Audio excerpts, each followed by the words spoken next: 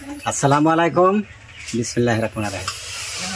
দর্শক, এই যে পিছনে দেখতেছেন, এটি আমার হাঁস মুরগি কবুতরের খামার।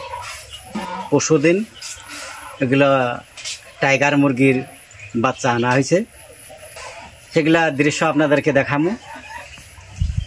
তারপর কিছু লোকাল কবুতর, লোকাল মুরগি, চীনা হাঁস, রাজাহাঁস, এগুলা দৃশ্যগুলো আপনাকে দেখাবো। কোনটা কীভাবে পালতেছি, কি খাওয়াইতেছি, ওষুধ পানি কোনটার পিছনে কোনটা কি ইউজ করতেছি, এগুলো আপনাদেরকে দেখাবো। আপনারা সাথে থাকুন।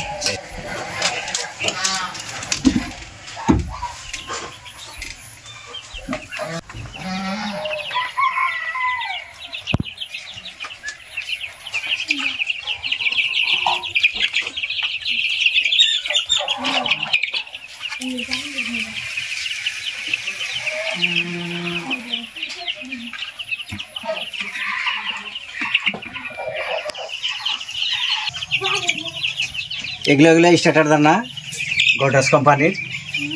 এই দানাগুলোই আমাদের এগুলো যদি টাইগার মুরগির বাচ্চাকে খাওয়াই।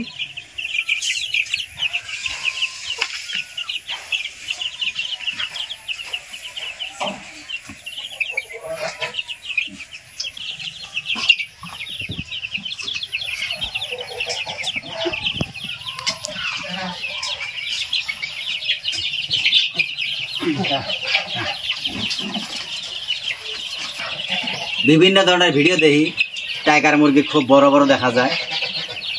গেলাম ওই জায়গায়, যাওয়ার পর বললাম যে টাইগার মুরগির বাচ্চা আছে নাকি আপনার ঘরে খামারে? আসে তো, টাইগার মুরগির তো দুনিয়ার মধ্যেই নেই, এটা একটা নাম, মানুষের একটা নাম কয়। যাই হোক, তারপরে বাচ্চাগুলার এগুলো কি মুরগির বাচ্চাগুলো আমার নামটা খেয়াল নাই। যাই দিয়ে বড় বড় একদম ছাগলের সমান সমান একটা মুরগি, মোরগ।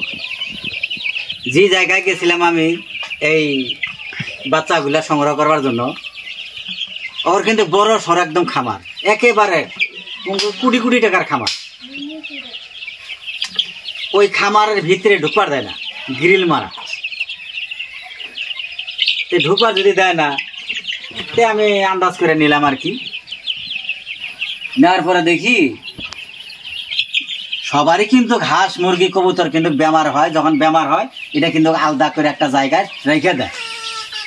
আমার দীর্ঘ একটা বিশ্বাস, ওরা বেমারি বাচ্চাও দিছে, ভালোও দিছে। মোটামুটি 10 থেকে 15টা 16টা মতন বেমার আক্রান্ত করা বাচ্চা আমাকে দিছে আমার জানা মতে।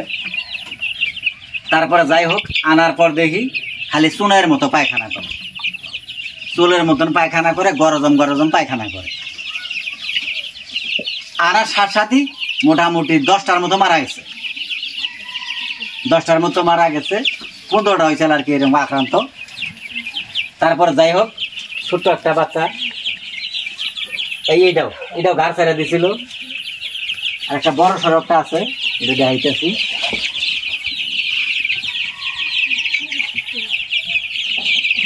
এই বাচ্চাটা একদম ঘাড় ছেড়ে দিছিল। এই বাচ্চাটা যেমন, এই বাচ্চাটা একটা, এই বাচ্চাটাকে কিন্তু আলাদা করে ট্রিটমেন্ট করতেছে এই বাচ্চাটা। আর বাকিগুলো তো মারা গেছে, স্ক্রিনে দেখামনি। তারপর চিন্তা করলাম, কতটা হাত দিয়ে দেখি একেবারে আগুনের মতো গরম। তারপর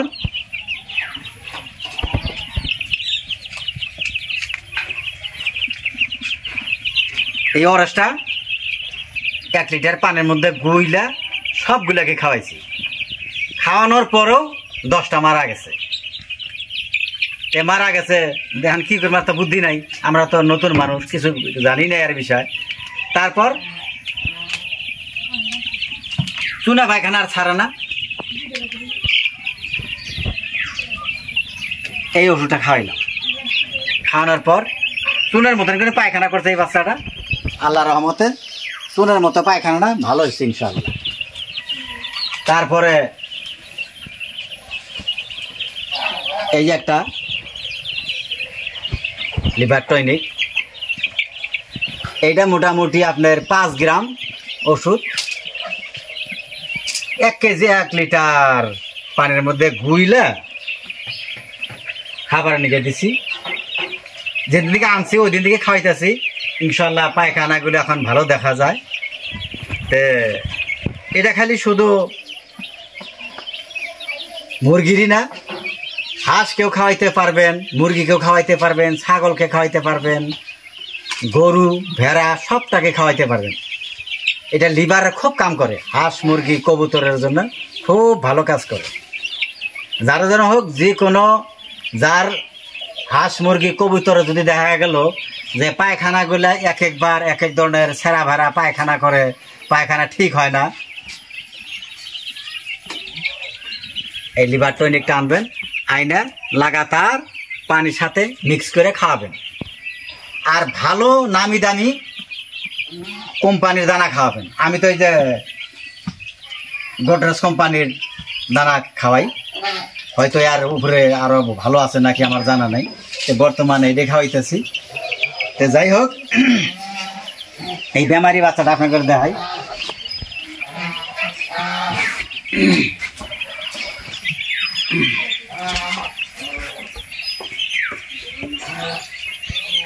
পনেরোটার ভিতরে 10টা মারা গেছে, আর 5টা, আর 4টে ভালো হয়েছে ইনশাল্লাহ।